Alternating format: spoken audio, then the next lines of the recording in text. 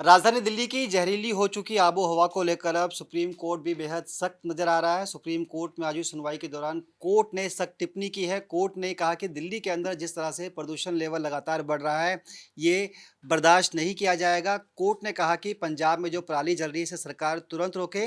इतना ही नहीं, राजधानी दिल्ली में 13 से 20 नवंबर के बीच शुरू होने वाले ऑड इवन को लेकर भी सवाल उठाए गए। कोर्ट ने यह भी कहा कि तमाम पॉलिटिकल पार्टियां दलगत राजनीति से ऊपर उठकर प्रदूषण की समस्या का समाधान निकालें।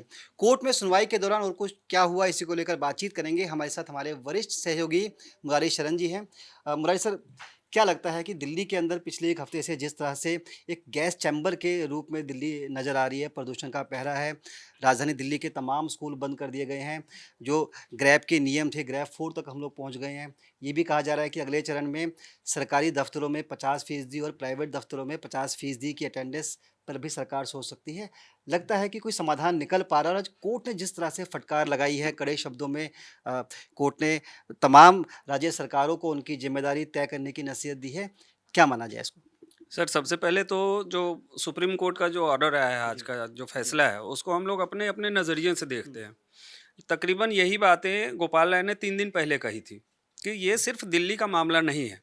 ये सही है कि उसने दिल्ली सरकार को सुप्रीम कोर्ट ने फटकार थोड़ी सी लगाई है, लेकिन उसके साथ सुप्रीम कोर्ट ने राजस्थान, उत्तर प्रदेश, हरियाणा सरकार को भी मेंशन किया है। हम्म।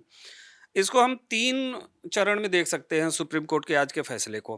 पहले तो उसने सरकारों को कहा है कि देखिए, एक दूसरे के सिर पर इसको टोपी पहनाने वाली जो प्रवृत्ति है, इसको छोड़ दीजिए और मिलकर के एक पोल्यूशन का जो कॉज है, उसके खिलाफ आप सॉल्यूशन खोजिए, कि पार्टी और दलगत राजनीति से ऊपर उठ के।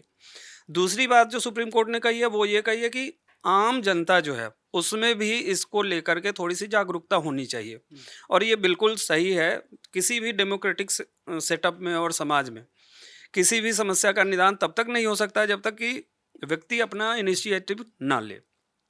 तीसरी बात सुप्रीम कोर्ट ने यह भी कही है कि इसके खिलाफ जागरूकता के लिए आप सरकारी विज्ञापन लगाएं। सरकारी विज्ञापन को लेकर पहले भी केजरीवाल सरकार की आलोचना हो चुकी है, हम्म। लेकिन इस बड़ी समस्या पर कभी भी आप कहीं विज्ञापन नहीं देखे होंगे। तकरीबन यही स्थिति है हर सरकार की। हम्म। और जब भी वर्जन लिया जाता है तो खट्टर साहब पंजाब पे जी। जिम्मेदारी डाल देते हैं। हम्म।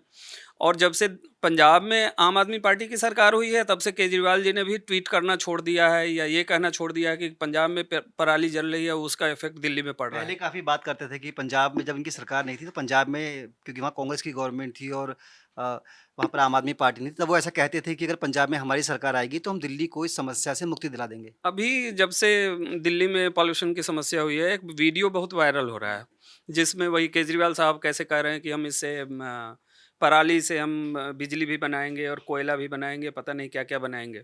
लेकिन अब की ये सारे स्टेटमेंट्स गायब हैं। तो ये कहीं ना कहीं दिखाता है कि एक बहुत बड़ी समस्या है, ये पूरे उत्तर भारत की समस्या है। हुँ। और पूरे ओवरऑल लेके सुप्रीम कोर्ट ने बोला है जी, एक मुरारी जी, कोर्ट ने ये भी कहा है कि जो आप ऑड इवन दिल्ली के अंदर लाने वाले हैं, एक अवैज्ञानिक तरीका है, आपके पास कोई मापदंड नहीं है कि इससे कितना पॉल्यूशन कम होता है।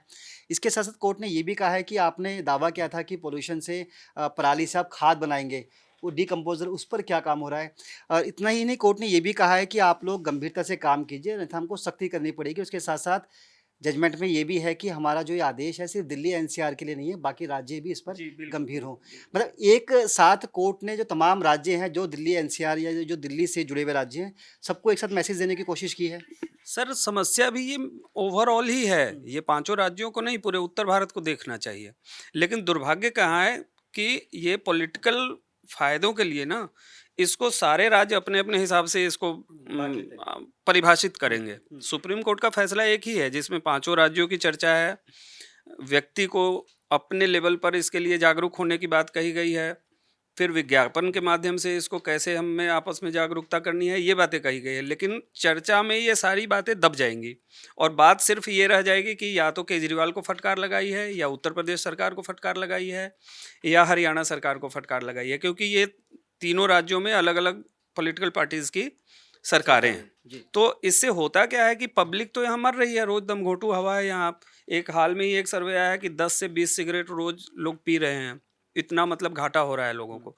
लेकिन ये सारे मसले दब जाएंगे और पॉलिटिकल चीज़ें उठ जाएंगी और मुझे लगता है कि ये 2 दिन बाद फिर कोई याद नहीं रखेगा कि सुप्रीम कोर्ट ने क्या कहा है।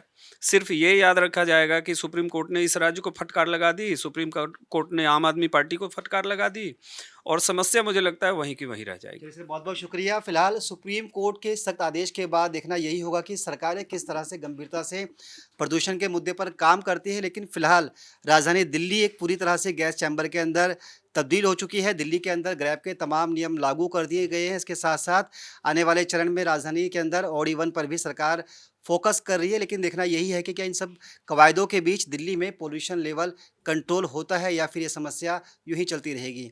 अपने सहयोगी विनोद के साथ मुकेश गुप्ता, दिल्ली।